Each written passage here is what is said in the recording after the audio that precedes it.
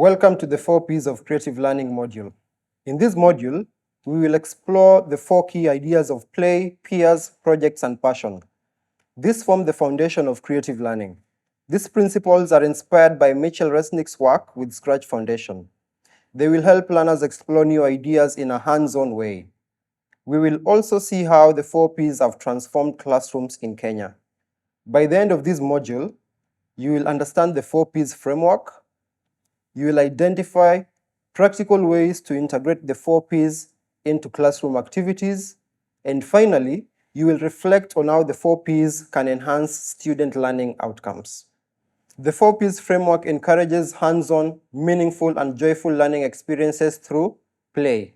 While incorporating exploration and experimentation in the learning process, a teacher recognizes the need for learning to be more experimental. This can be achieved through trying out new or existing activities.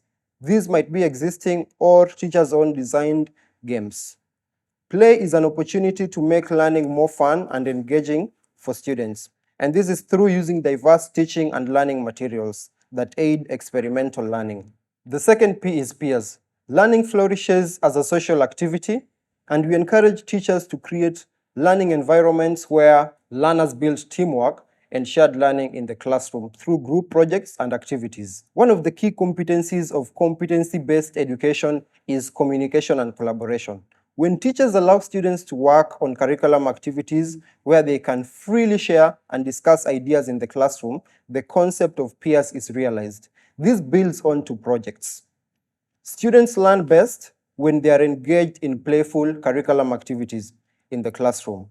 These allow them to create and solve real-world problems. A teacher should strive to create a learning environment that encourages students to explore new ideas and find solutions to real-world problems. The last P is passion. When we talk about passion, it is all about encouraging teachers to focus on topics that interest and inspire learners. When learners are engaged in classroom activities that they care about, like play, they tend to work on them longer, allowing them to work on the activities longer, and in the process, they also get to learn a lot more. This extends outside the classroom. Each P contributes to making learning engaging, relevant, impactful. Now, we will dive deeper into the 4 P's. The first one is play. Play introduces creativity and reduces fear of failure. Use games from your community or design classroom activities to make learning fun and dynamic. In K-Play, we see play as a mindset for taking on new challenges. When most people think about play, they think about fun and enjoyment. And while we want learners to enjoy themselves in the classroom, play can be associated with challenges in managing your large classroom. We associate play with taking risks, trying new things, and testing boundaries. We see play as a process of tinkering, experimentation, and exploration. These aspects of play are central to the creative learning process. Some examples of how to use creative learning or play in your classroom is as follows. 1, we can use role play, where the teacher will have students take on roles related to the learning objectives, such as acting out historical events, scientific process, or characters from a story. Another example is movement. Integrate movement and dance activities into lessons, such as creating and integrating motion to represent a story, events, or acting out a math problem using physical movements. Next, let us look at peers. Collaboration helps students learn from each other. This can be done through group discussions in the classroom.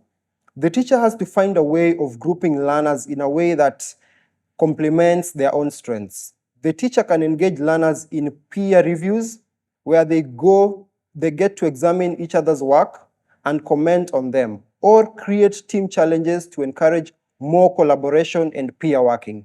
To achieve this, teachers can use the following examples. Our first example is think, pair, share. Present questions or prompt related to the learning objectives. Students think about their responses individually, then discuss their thoughts with a partner, and finally share their ideas with the whole class. Another example is group stories. This is where students work together to create an original story. They take turns contributing sentences or ideas. This activity can be adapted to focus on specific learning objectives such as incorporating new vocabulary, words, or following a specific story structure. The other one is peer quizzes. Students work in pairs or small groups to create quizzes for each other based on the learning objectives. They can take turns by asking and answering questions, providing feedback, and discussing any misunderstanding or misconceptions. Next, we look at projects. Projects are about creation and problem solving. For example, in a science lesson, students could design a water filtration system.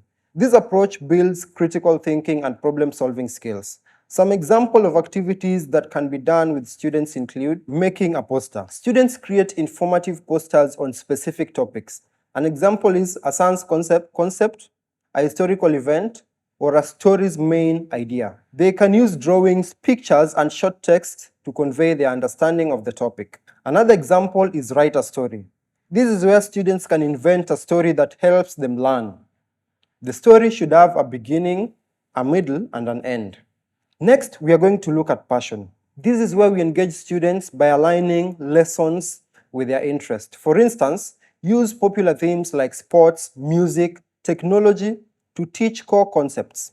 Passion is all about cultivating learner autonomy in the classroom. This can be done by identifying topics where students are passionate about, brainstorming on different ways it can be integrated into the lesson. The following examples indicate how a teacher can achieve this. First is using choice boards.